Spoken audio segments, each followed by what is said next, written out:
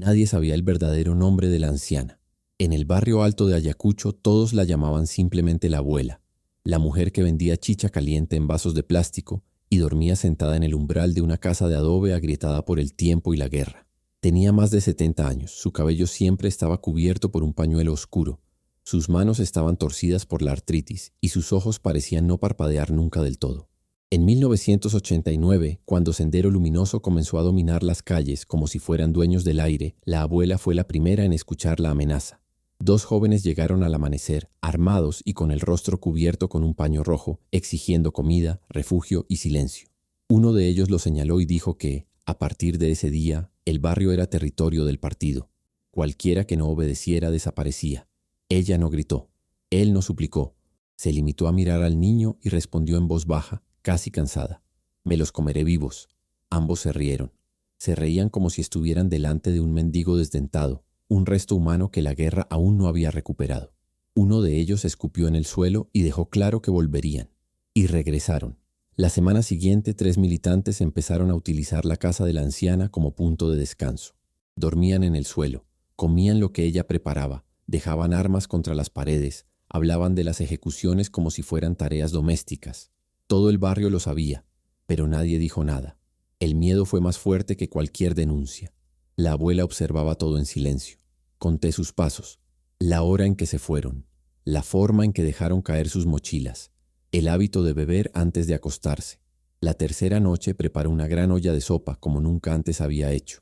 Lo sirvió con cuidado, añadiendo más sal, más pimienta, más hojas de una planta que solo ella conocía. Se sentó con ellos, algo que nunca hizo, y esperó. Los militantes empezaron a sentirse mal antes de medianoche. No podían gritar, no podían salir de la casa. Uno intentó llegar a la puerta, pero cayó al suelo, sin fuerzas en las piernas. Otro intentó levantar el arma, pero sus dedos no obedecieron. La abuela se sentó, observando mientras el sonido de los cuerpos arrastrando los pies se apagaba lentamente. A la mañana siguiente los vecinos solo vieron 3 mochilas abandonadas y a la anciana limpiando el suelo con un balde de agua sucia, como si borrara huellas de alguna visita. Cuando Sendero regresó al barrio, días después encontró la casa vacía. Puerta abierta. Nadie. Sin pistas. Solo un símbolo dibujado en la pared con carboncillo. Una enorme boca abierta devorando un sol rojo. El barrio no volvió a la normalidad después de esa mañana. Ayacucho nunca fue un lugar de fácil normalidad. Pero algo cambió en el ritmo de la gente, en la forma de cerrar las puertas, en el silencio que empezó a caer antes. Sendero Luminoso todavía estaba presente, pero ahora había un nuevo rumor, susurrado en las colas del mercado, en los callejones, en los patios traseros donde las mujeres lavaban la ropa en palanganas de metal. Dijeron que la anciana se había ido, dijeron que había muerto, dijeron que era una bruja. Nadie estuvo de acuerdo en nada, excepto en una cosa: 3 militantes habían entrado en esa casa y nunca salieron. A los líderes locales del movimiento no les gustó. Para el partido, la desaparición era aceptable cuando ellos la provocaban. Cuando se salió de control, fue un problema. Un error simbólico. Un defecto en la idea de dominio absoluto. La semana siguiente llegó un nuevo grupo al barrio. No eran niños. Eran personal más experimentado, hombres y mujeres que ya tenían las manos manchadas de sangre y no hacían preguntas innecesarias. Caminaban con la cabeza en alto, las armas a la vista y hablaban con el tono de quien no esperaba respuesta. Buscaron la casa de la anciana. Solo encontraron polvo, cacerolas vacías y huellas antiguas en el suelo de tierra. Nada que explique la desaparición. Sin hoyos. No hay manchas que delaten violencia. Para ellos era peor que un cuerpo. El responsable de la célula, un hombre conocido como Comandante Elías, ordenó interrogar a los vecinos, uno por uno, sin gritos, sin prisas. El miedo haría el resto, pero los vecinos no sabían qué decir. O dijeron que no habían visto nada, o juraron que la anciana se había ido días antes. Algunos afirmaron que nunca existió, que esa casa siempre estuvo vacía. El informe cambiaba según el entrevistado y esta inconsistencia dejó inquieto a Elías. Sendero creía en la organización de la realidad. Todo tenía una causa, un método, un propósito. Parecía improvisación, caos, y el caos no le convenía al partido. Mientras tanto, la anciana caminaba, ni en las calles principales ni en los caminos obvios. Usó senderos que solo aquellos que habían pasado décadas huyendo podían reconocer. Caminó lentamente pero sin dudarlo. Solo se detenía cuando su cuerpo se lo pedía, nunca cuando su mente pedía descanso. Llevaba consigo una bolsa de tela, liviana pero llena de cositas, hierbas secas, un cuchillo viejo, un trozo de tela roja, semillas, un cuaderno delgado con páginas amarillentas. No parecía que alguien estuviera huyendo. Parecía como si alguien estuviera yendo exactamente a donde tenía que ir. Sabía que Sendero no lo olvidaría.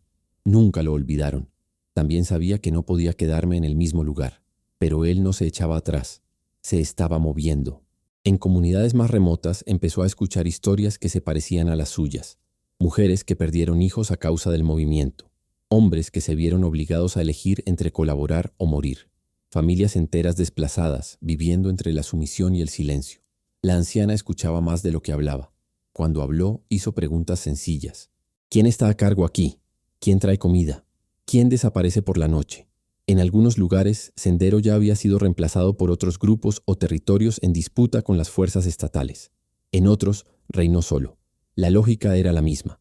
Control a través del agotamiento, a través de la repetición del miedo. Ella miró, aprendió, adaptado. En un pequeño pueblo se enteró de un cocinero que había estado alimentando a los militantes durante meses. La mujer estaba cansada, pero tenía miedo de detenerse. La anciana pasó allí 3 noches, ayudando, sin presentarse. Al cuarto día salió antes del amanecer. La semana siguiente 2 hombres enfermaron, otro desertó y la célula local se debilitó sin entender por qué. El nombre de la anciana empezó a cambiar según el lugar. En un pueblo la llamaban la Madre Seca, en otro de la que no duerme, en algunos simplemente de la Vieja. Ningún nombre quedó del todo firme porque no duró lo suficiente como para ser definido. Sendero empezó a unir los puntos demasiado tarde. Informes confusos llegaron a los niveles más altos del movimiento. Surgieron pequeños focos de resistencia sin un liderazgo claro. Las células se desintegraron sin confrontación directa. Jóvenes militantes desaparecieron o se negaron a regresar a determinadas zonas. Elías recibió órdenes directas, encontrar al responsable y neutralizarla. Pero ¿cómo se caza a alguien que no deja los rastros convencionales? ¿Quién no ataca con armas, ni pronuncia discursos, ni reivindica logros? La anciana no se mostró resistente. No habló de revolución. No creía en la victoria. Lo que la conmovía era algo más viejo, más íntimo.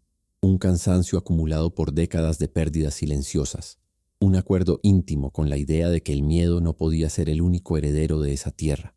Una noche fría se quedó en casa de una viuda cuyo hijo había sido reclutado por la fuerza. La mujer lloró suavemente, como si incluso el llanto pudiera ser castigado. La anciana escuchó, y antes de irse a dormir, se limitó a decir que el niño todavía estaba vivo.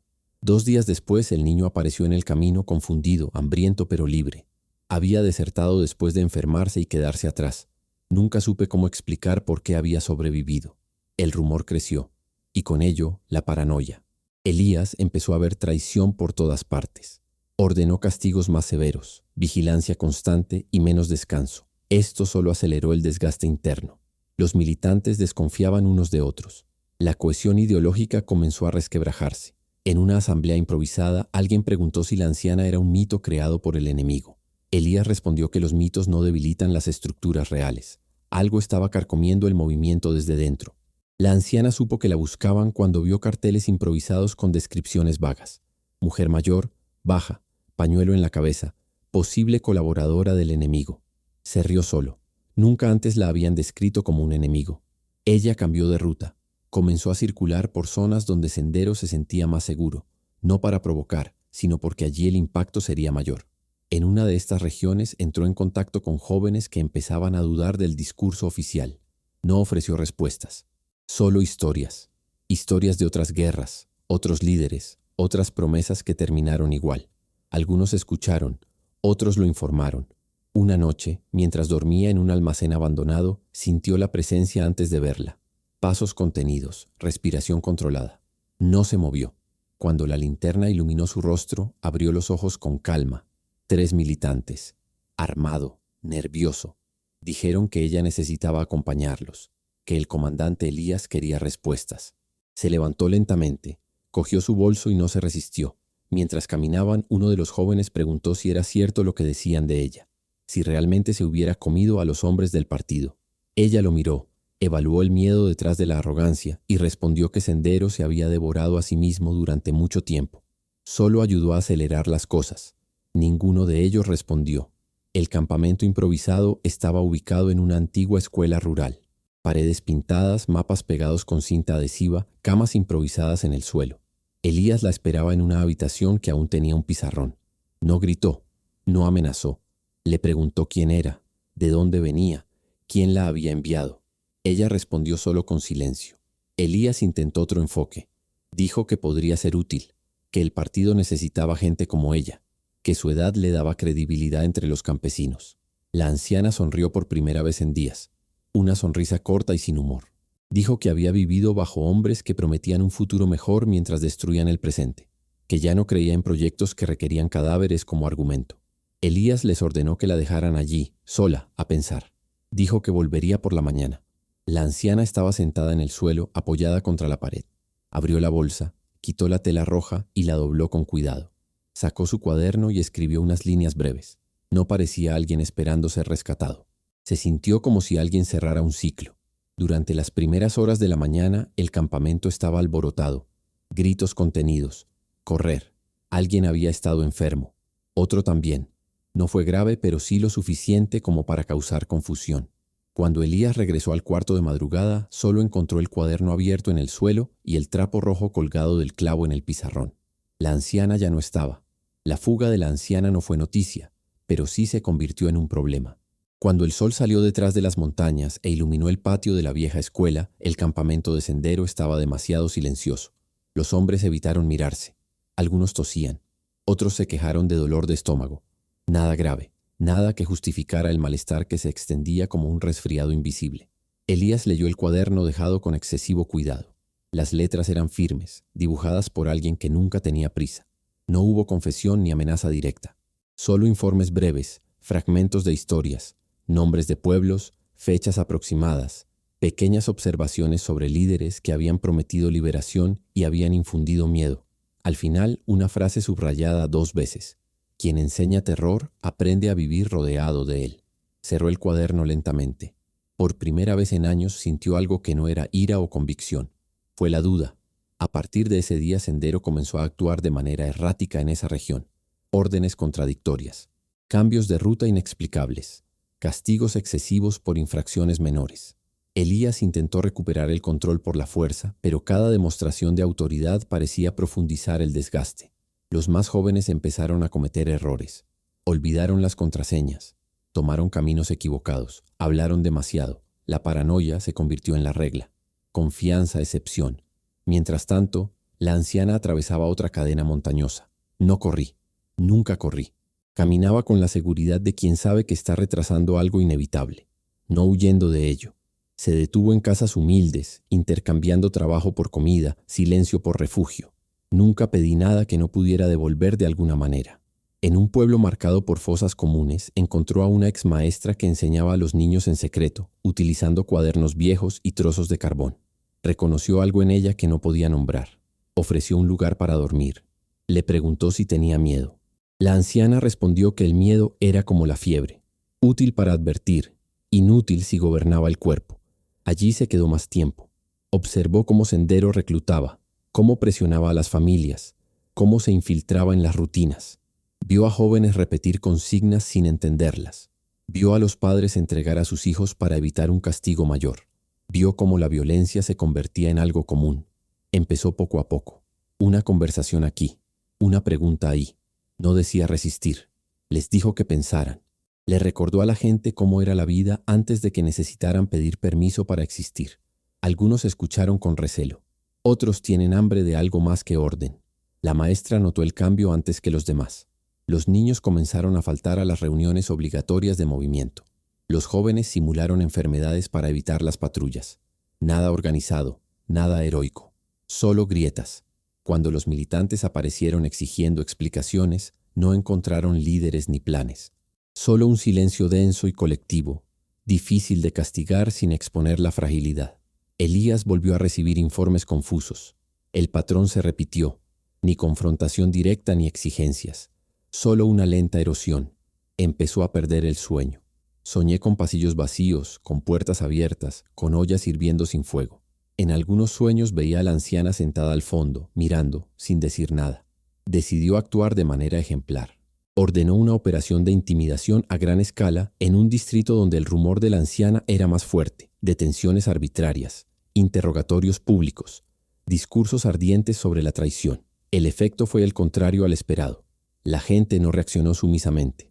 Reaccionaron con cansancio, miradas bajas, cuerpos quietos, ningún intento de complacer. Era como si el miedo hubiera perdido parte de su efecto. Esa misma semana, 2 combatientes experimentados desertaron llevando información. Un tercero se negó a ejecutar una orden y fue destituido, no castigado por falta de personas de confianza. La anciana se enteró de la operación cuando ya había abandonado aquel pueblo. También se enteró de que su nombre estaba siendo utilizado como explicación de todo lo que salió mal. Esto la molestó menos de lo que debería. No quería convertirme en un símbolo. Los símbolos son fáciles de destruir o distorsionar. Volvió a cambiar de dirección. Se dirigió a una zona donde Sendero compartía espacio con las fuerzas estatales. Allí, la violencia tuvo múltiples banderas y ninguna garantía. El ambiente era más tenso, más impredecible. Los militares desconfiaban de los campesinos. Los campesinos desconfiaban de todos. La anciana se movió con más cautela. En un pueblo atravesado por un río poco profundo, conoció a una joven que había servido como mensajera del movimiento. Estaba embarazada. No sabía quién era el padre. Tenía miedo de ambos lados. La anciana ayudó en todo lo que pudo. Se ocupaba de la casa, enseñaba recetas sencillas, hablaba poco.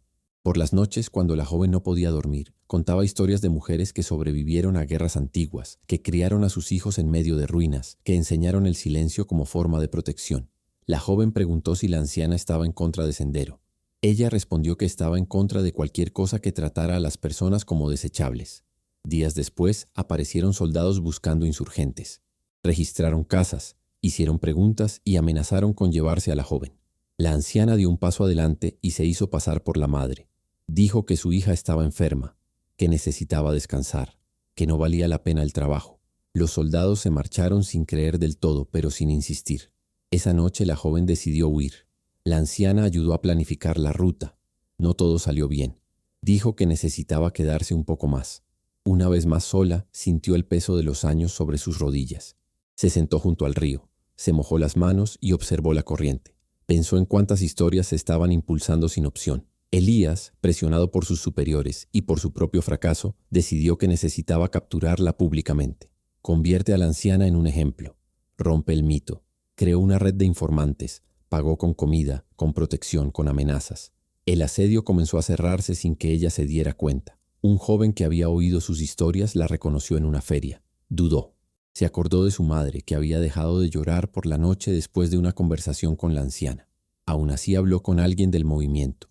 La tarde siguiente, hombres armados comenzaron a circular discretamente por el pueblo. La anciana se dio cuenta demasiado tarde. No funcionó. Caminó hasta una casa vacía y esperó. Cuando derribaron la puerta, ella estaba sentada en el suelo, con el bolso a un lado y las manos apoyadas en las rodillas. Él no reaccionó. La ataron sin excesiva brutalidad. No querían hacerle daño antes del interrogatorio. Uno de los hombres parecía incómodo. Evitó mirarla directamente. La llevaron por caminos secundarios hasta un puesto de avanzada. En el camino nadie habló. Elías no estaba. Había enviado un sustituto, un hombre más joven, más rígido y menos paciente. No quería escuchar ninguna historia. Pidió nombres, contactos, estrategias. Ella respondió con preguntas. ¿Quién te enseñó que esto terminaría bien? ¿Cuántos murieron para que estuvieras aquí? ¿Qué harás cuando no quede nadie que te mande? El hombre perdió la paciencia. Les ordenó que la dejaran en paz. Dijo que regresaría con Elías. Durante la noche los disparos resonaron a lo lejos. No tenían relación directa con ella, pero crearon bastante confusión. Los guardias cambiaron de turno. Alguien dejó una puerta abierta. La anciana no huyó inmediatamente. Esperó. Él escuchó. Contó los pasos. Cuando se levantó no tenía prisa. Salió del pasillo, cruzó el patio y desapareció entre edificios sin terminar. Nadie la vio salir. A la mañana siguiente, Elías llegó a la estación y solo encontró las cuerdas en el suelo y la sensación de que le faltaba algo que nunca entendió del todo. La anciana reanudó la marcha, más cansado, más conscientes de que el asedio realmente se estaba cerrando. Sabía que no podía continuar indefinidamente. También sabía que ya había ido demasiado lejos como para detenerme. En un cuaderno nuevo empezó a escribir, no para dejarlo atrás, sino para organizar lo que aún le faltaba por hacer. Nombres, lugares, personas que necesitaban un empujón, no una orden. Sendero todavía era fuerte, todavía mató, todavía era aterrador, pero ahora había algo que escapaba a su control, algo sin bandera, sin arma, sin discurso, y eso los asustó más que cualquier enemigo armado. El asedio ya no era invisible. La anciana lo sintió en los detalles, el silencio excesivo en algunas casas, las miradas que se movían demasiado rápido, la ausencia repentina de personas que antes le ofrecían refugio. Sendero estaba cometiendo muchos errores, pero también estaba aprendiendo, y cuando se enteró, reaccionó brutalmente. Elías recibió la última oportunidad. Los superiores estaban impacientes. La desorganización en áreas clave comenzó a comprometer las rutas, el reclutamiento y la recaudación de fondos. Para ellos no importaba si la anciana era real o un mito. El problema fue el efecto, y era necesario neutralizar definitivamente el efecto. El orden era claro: capturar, exponer, romper. Elías reunió a hombres de diferentes células. No lo explicaba todo. Solo dije que esa mujer era más peligrosa de lo que parecía. Algunos se rieron. Otros no lo hacen. Los mayores sabían que cuando los líderes hablaban así era porque algo ya se había salido de control. La anciana llegó a un pueblo de paso, cerca de una carretera secundaria. Viviendas sencillas, comercio débil, presencia constante de grupos armados de distintos bandos. Allí decidió detenerse unos días. El cuerpo pidió descanso. La mente, la organización. Se quedó en la casa de una pareja de ancianos que había perdido 2 hijos, uno a manos de Sendero y el otro a manos del ejército. No preguntaron quién era ella, solo ofrecían sopa caliente y un rincón para dormir. La segunda noche estuvo segura. Estaban unidos. No fue miedo, fue un reconocimiento. Un viejo patrón aprendido cuando aún era joven en otra época de represión. Pasos que no pertenecían a la rutina del lugar. Una conversación se interrumpió demasiado pronto. Un perro que ladró y luego se cayó abruptamente. Ella decidió no huir. En ese momento, huir sería simplemente posponerlo. Y había algo que tenía que suceder allí. Al amanecer, escribió durante horas. En su cuaderno no dejó estrategias ni planes. Dejó historias. Historias reales, con nombres, fechas aproximadas, detalles suficientes para que alguien entienda el patrón de violencia. No acusó directamente. Acaba de registrarse. Guardó el cuaderno en una bolsa de plástico y lo enterró detrás de la casa, cerca de un árbol torcido. Marcó el lugar con 3 piedras alineadas. Luego regresó y se sentó en el umbral, como si estuviera esperando visitas. Elías llegó a media tarde. No entró disparando. No gritó órdenes.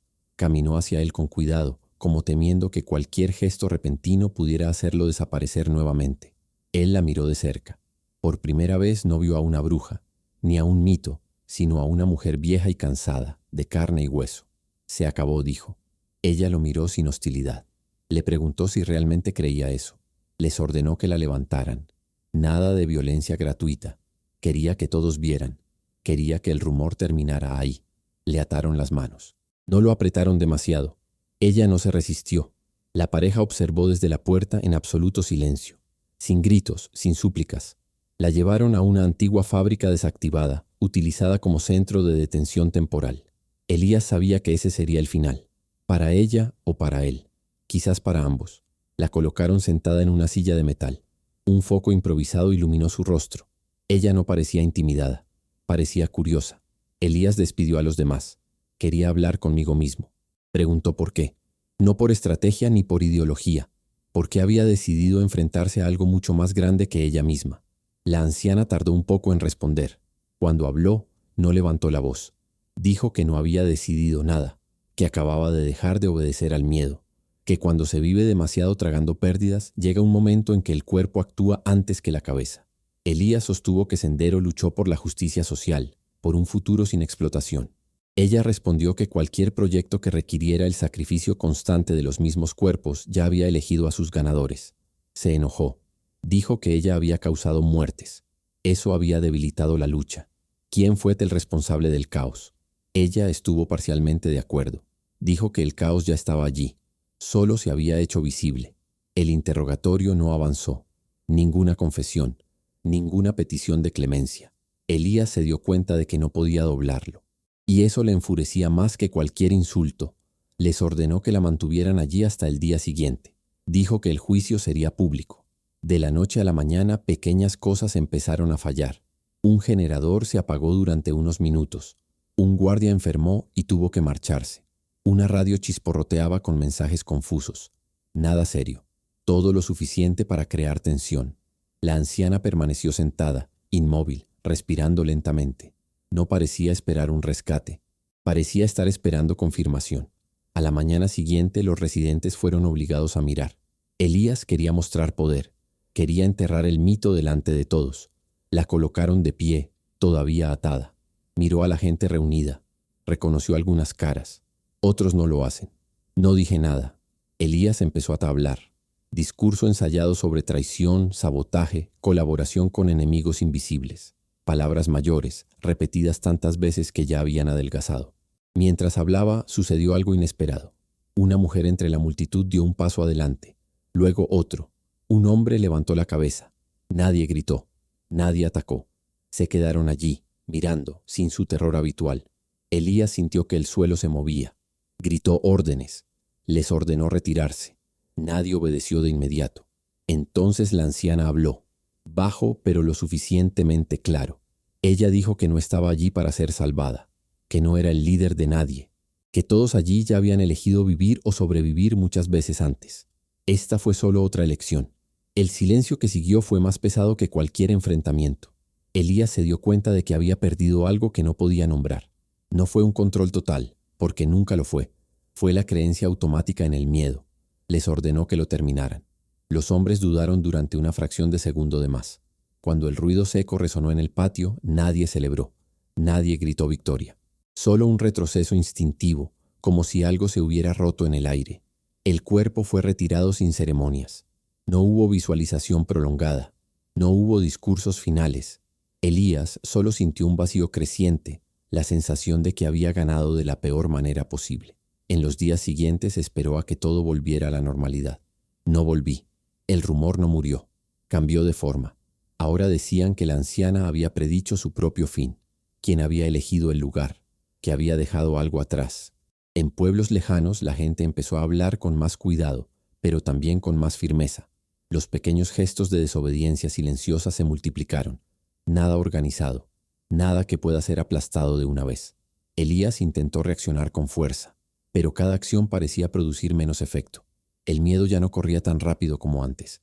Una noche solo abrió el cuaderno que había guardado como prueba. Leyó las historias con atención por primera vez. Patrones reconocidos. Se reconoció en algunas páginas, incluso sin nombre. Cerró el cuaderno con manos temblorosas. La anciana ya no estaba, pero él tampoco se había ido. Estaba extendido, en los silencios, en negativas, en las pequeñas decisiones que no hicieron suficiente ruido para justificar una masacre, pero que eran demasiado grandes para ignorarlas. Y eso, Elías comprendió demasiado tarde, era algo que no se podía realizar en una plaza pública. La muerte de la anciana no puso orden. Se produjo una pausa extraña, como el silencio que precede a un cambio de tiempo. En los días siguientes nadie supo exactamente qué hacer ante su ausencia. Sendero anunció que la amenaza había sido neutralizada, pero no hubo celebración. No había sensación de victoria, solo un intento apresurado de cerrar algo que todavía estaba abierto.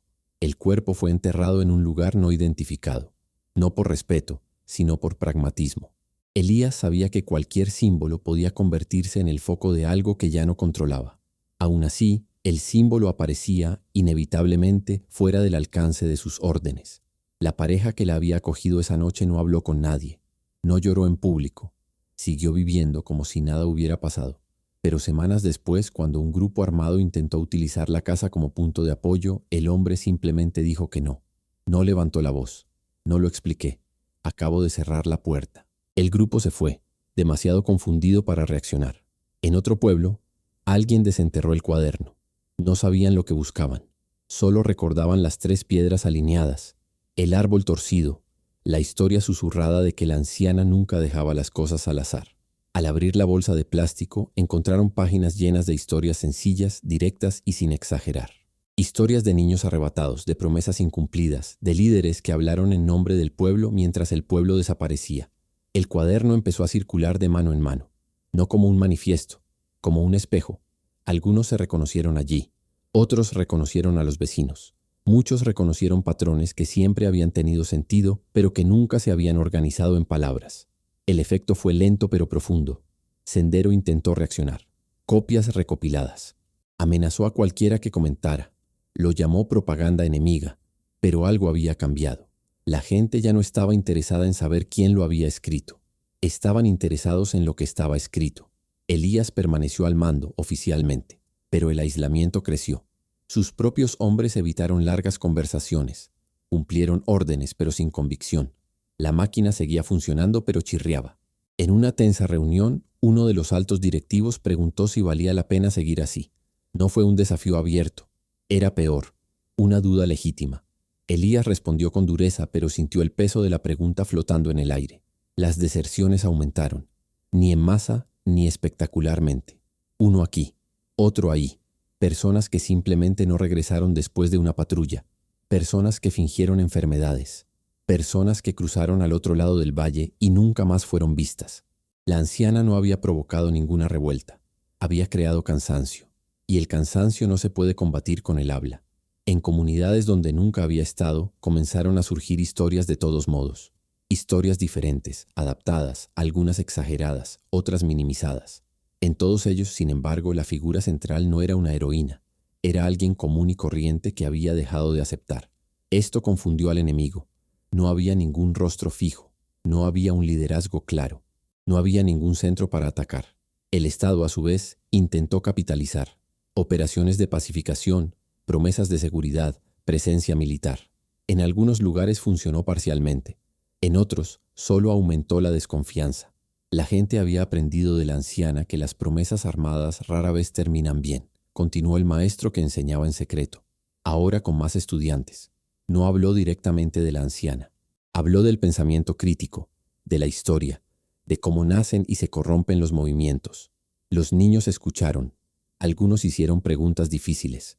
La joven embarazada dio a luz en otra región. Levantó a su hijo lejos de las banderas. Contaba la historia de una anciana que ayudaba a la gente a cruzar ríos peligrosos. Nunca mencionó nombres.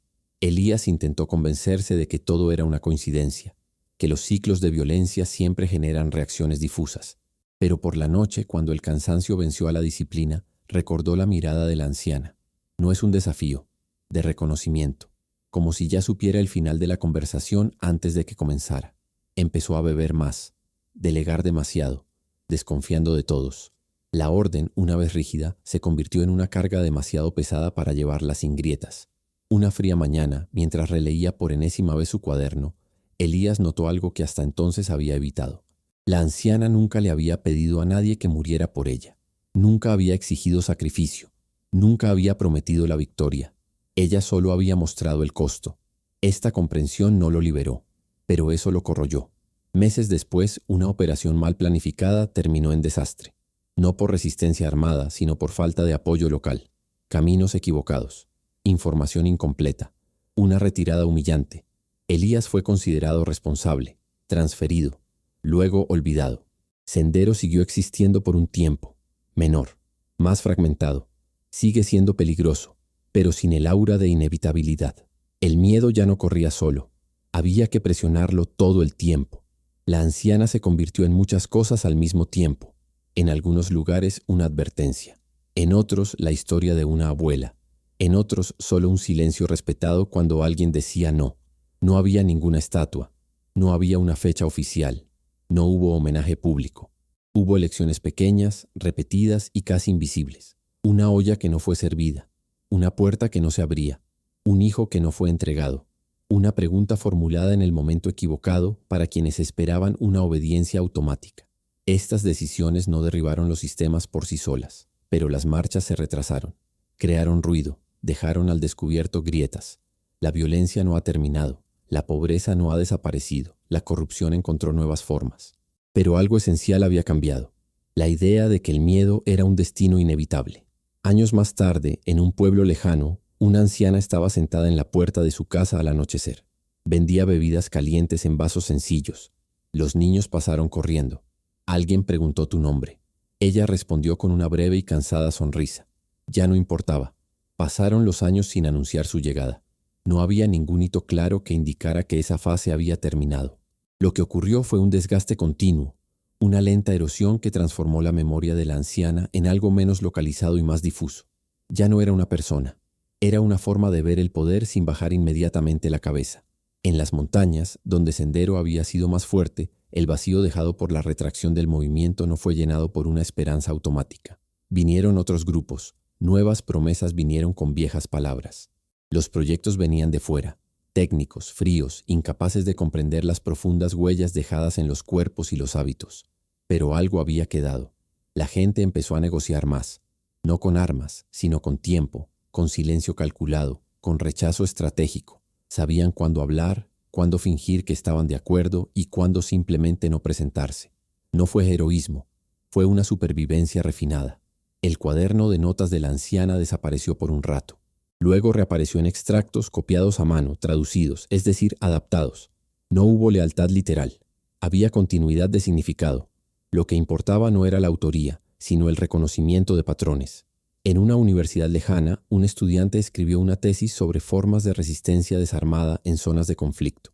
Utilizó relatos orales, fragmentos anónimos, relatos sin fuente definida. Un profesor mayor reconoció allí los ecos de algo que había escuchado décadas antes, pero no dijo nada. ¿Sabías que ciertos nombres sobreviven mejor si no se arreglan? Elías nunca regresó a la región. Vivió unos años en ciudades medianas, intentando reinventarse como administrador, como consultor, como alguien que tenía experiencia. Nunca habló directamente sobre el pasado. Se evitaron preguntas largas. Murió relativamente temprano, sin juicio, sin absolución, con un sentimiento persistente de haber perdido algo que no podía nombrar. En las aldeas donde la violencia había sido la regla, comenzaron a surgir consejos informales. Grupos pequeños, sin estatuto, sin líder fijo, se reunieron para decidir cosas sencillas, horarios, rutas, ayuda mutua. No se enfrentaron directamente a grupos armados. Se volvieron difíciles de usar. Cuando alguien preguntó de dónde venía esa forma de organización, nadie tenía una respuesta clara. Algunos decían que siempre había sido así. Otros recordaban vagamente a una anciana que hacía preguntas incómodas. La historia se diluyó, pero no desapareció.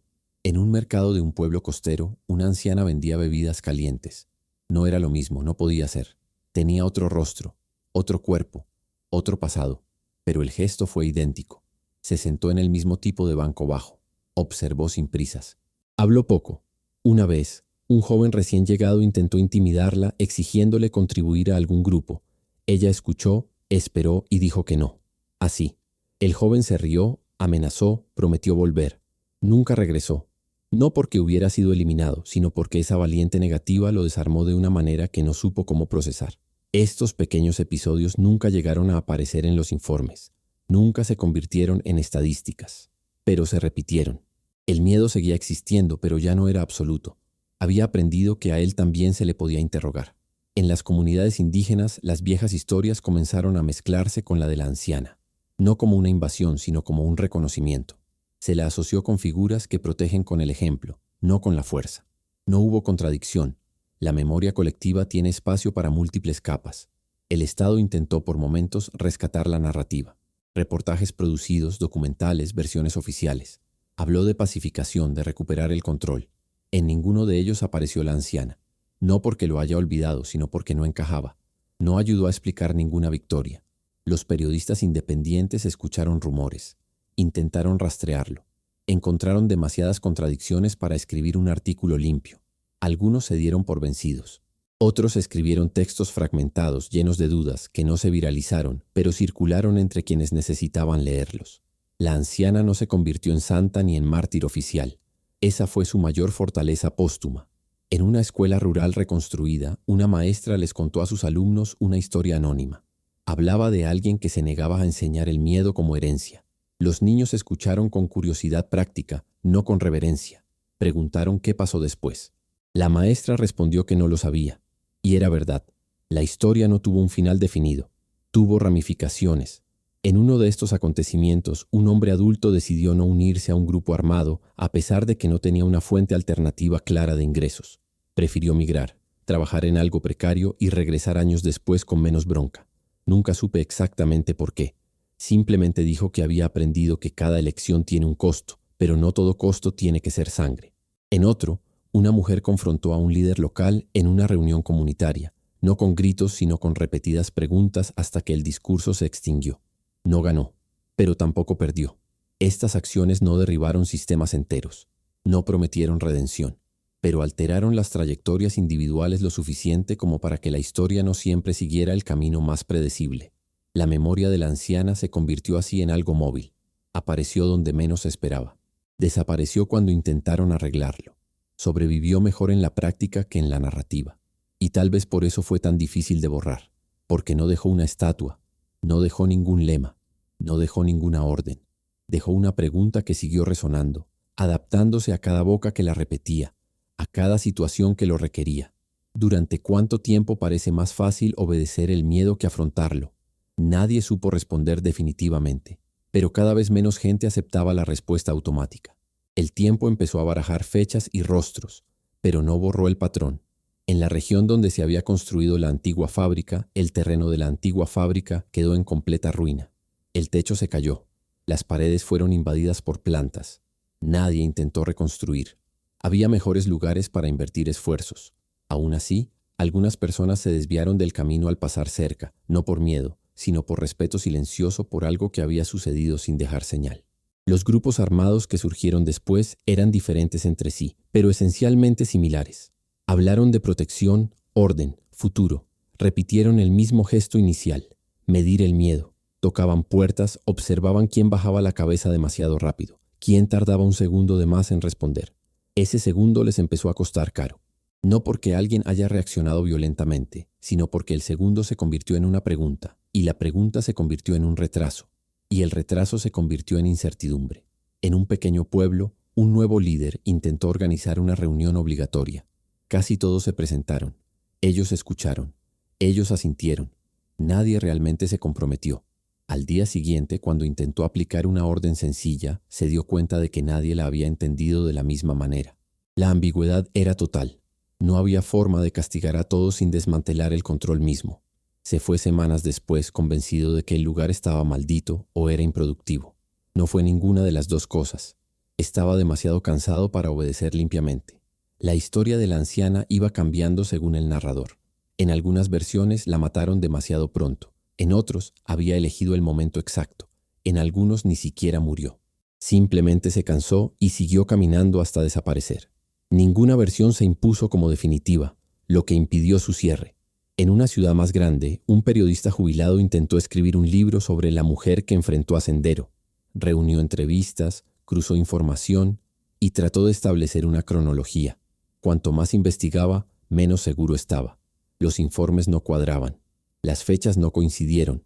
Los lugares se superponían imposiblemente. Al final abandonó el libro. Publicó un breve ensayo sobre la dificultad de narrar resistencias que no están organizadas como movimientos. El texto pasó casi desapercibido, pero encontró lectores específicos. Personas que reconocieron allí algo que habían vivido sin poder explicarlo. En otra parte del país, una organización comunitaria comenzó a ofrecer apoyo psicológico a víctimas de violencia política. No utilizó lenguaje militante, no prometió una cura, solo escucha. Una de las terapeutas, sin saberlo, repitió frases muy parecidas a las de la anciana, sobre no confundir supervivencia con sumisión, sobre la diferencia entre silencio impuesto y silencio elegido. Los pacientes no sabían de dónde venían esas ideas. El terapeuta tampoco, pero funcionaron. El recuerdo de la anciana no generó mártires directos, generó gente menos dispuesta a sacrificarse por abstracciones. Esto provocó nuevos conflictos. Las familias estaban divididas. Algunos lo llamaron debilidad, otros de lucidez tardía. En una tensa reunión comunitaria, un hombre mayor acusó a los jóvenes de no tener coraje. Dijo que en su época la gente luchaba hasta el final. Una mujer respondió que en su época también la gente moría hasta el final. El silencio que siguió no fue de acuerdo, sino de reconocimiento de que esta discusión no tenía una respuesta sencilla. La anciana, si hubiera estado allí, no habría interferido. Años más tarde, una grave sequía azotó varias regiones. La prioridad pasó a ser el agua, la comida y el transporte. Los grupos armados han perdido parte de su relevancia. No desaparecieron, pero tuvieron que competir con necesidades más inmediatas. En estos momentos, las redes informales creadas a lo largo del tiempo mostraron fuerza. Gente ayudando a gente, sin bandera, sin promesa de poder. En una de estas redes, alguien contó la historia de la anciana para explicar por qué no aceptaban protección armada a cambio de favores. No como un ejemplo heroico, sino como una advertencia sobre costos invisibles. Un adolescente escuchó esa historia por primera vez allí. No le prestó mucha atención. Años más tarde, ya adulto, Solo recordaría una sola frase: nadie gobierna a quien no acepta el miedo como regla. Esta frase volvería en momentos decisivos, sin que él recordara su origen. El Estado intentó en cierto momento institucionalizar prácticas comunitarias que habían surgido orgánicamente. Programas creados, manuales, capacitaciones. Funcionó en algunos lugares, fracasó en otros. Donde fracasó fue por exceso de forma. La anciana nunca habría aprobado un formulario para enseñarle a alguien a decir no. En archivos de inteligencia desclasificados décadas después aparecieron vagas referencias a influencia no identificada y factor cultural de resistencia pasiva. Sin nombre. Ninguna conclusión firme. Just señala que determinadas regiones eran difíciles de controlar por cualquier actor. Estas notas nunca ganaron protagonismo. No les interesaba que nadie buscara soluciones rápidas. En una casa sencilla, una abuela les contaba cuentos a sus nietos antes de acostarse. Habló de montañas, de ríos, de tiempos difíciles. En una de estas historias siempre había una anciana que caminaba despacio, ayudando sin mandar. A los niños les gustó porque la historia nunca terminaba. Siempre se detenía en el medio, como si algo todavía estuviera sucediendo fuera de la habitación. La abuela nunca dijo si esa mujer había existido. Cuando me preguntaron, respondí que es necesario que existan algunas historias para que ciertas cosas no se repitan de la misma manera. Los nietos crecieron. Algunos se fueron. Otros se quedaron. La historia también se adaptó a cada nueva pregunta. En lugares donde la violencia volvió con fuerza, la memoria de la anciana no impidió las masacres. No salvó a todos. Él no prometió eso. Lo que hizo fue dejar un rastro de elecciones alternativas que en ocasiones cambiaron el destino de una persona, de una familia, de una calle entera. Estos cambios rara vez eran visibles desde el exterior, y tal vez por eso duraron, porque no dependían de victorias claras ni de derrotas definitivas. Dependían de que la gente corriente decidiera, una y otra vez, que ya no querían ser solo un escenario para el miedo. La historia continuó, sin fin. El año pasado alguien intentó poner un cartel en esa antigua fábrica, pero la misma semana la derribaron. No por vandalismo manifiesto, sino porque nadie se sentía cómodo atribuyendo un solo significado a ese espacio. Era mejor dejarlo abierto como había estado desde el principio. Un lugar donde algo terminó sin terminar realmente. La región ya no era la misma. Las rutas habían cambiado, los grupos armados tenían otros nombres, otras siglas, otras justificaciones, pero el patrón persistió. Siempre alguien tratando de llenar el vacío dejado por la fragilidad del Estado. Siempre alguien ofreciendo protección a cambio de obediencia. La diferencia fue que ahora la respuesta no llegó automáticamente. En muchas comunidades, el primer contacto fue recibido con una cortesía moderada y promesas vagas. Sí, hablemos. Sí, lo veremos más tarde. Sí, tal vez. Suficiente para ahorrar tiempo. Es hora de hablar entre nosotros. Es hora de decidir colectivamente lo que antes se imponía individualmente. Esta práctica no nació de manuales ni de formación. Nació del lento aprendizaje de que la confrontación directa era casi siempre demasiado costosa, pero que la sumisión inmediata costaba aún más con el paso de los años. La anciana nunca habló de estrategia formal. Nunca dibujó diagramas. Lo que dejó atrás fue una pedagogía silenciosa de los límites. ¿Qué tan lejos llegar? ¿Cuándo parar? ¿Cuándo decir no sin gritar? En una región donde el narcotráfico intentó expandirse utilizando las escuelas como base, maestros y padres reaccionaron de manera inesperada. No lo reportaron, no se enfrentaron. Simplemente se llevaron a los niños. Las habitaciones estaban vacías. El espacio perdió su utilidad. El grupo se fue semanas después frustrado y sin nadie contra quien reaccionar. En otro, los agricultores rechazaron préstamos fáciles que iban acompañados de vigilancia. Preferirían perder una cosecha que perder el control de la tierra. Algunos se rompieron, otros resistieron, pero la elección fue consciente y cambió la forma en que se experimentaba la derrota. Estas decisiones no dieron lugar a discursos. Produjeron historias bajas, contadas entre personas que se reconocían en su mutuo cansancio. La anciana aparecía en ellos no como una salvadora, sino como alguien que había demostrado que era posible interrumpir el ciclo con pequeños pasos. Poco a poco, el miedo dejó de ser el centro de la conversación. No desapareció, pero dejó de ser el eje organizador de todo. Empezó a compartir el espacio con cálculo, con solidaridad selectiva, con rechazo práctico. Lo que quedó de sendero desde el punto de vista histórico se convirtió en objeto de estudio, libros, documentales, debates. La anciana aparecía en notas a pie de página cuando aparecía. Siempre con reservas, siempre como una cifra difícil de comprobar. Esto molestó a los investigadores, pero tenía sentido para quienes lo habían experimentado. Ella nunca quiso ser verificable. El poder necesita caras claras para atacar. Ella había comprendido esto demasiado pronto para ser capturada por completo. En un barrio periférico, una señora mayor se sentaba todas las tardes frente a su casa observando a quien pasaba. No vendí nada, no pedí nada. Cuando alguien intentaba intimidarla, ella simplemente le devolvía la mirada. A veces decía pocas palabras, a veces ninguno.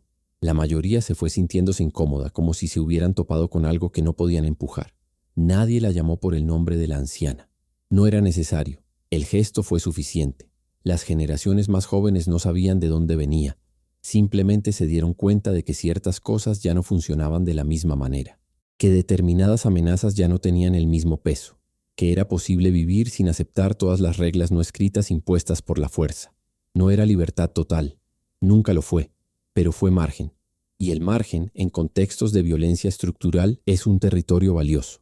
Con el tiempo, la historia de la anciana dejó de ser contada como algo del pasado. Comenzó a utilizarse como lente, una forma de interpretar situaciones nuevas.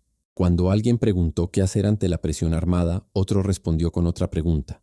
¿Qué haría ella aquí? No como fórmula, sino como provocación. A veces la respuesta era retirarse, a veces se quedaba, a veces se marchaba antes de que fuera demasiado tarde.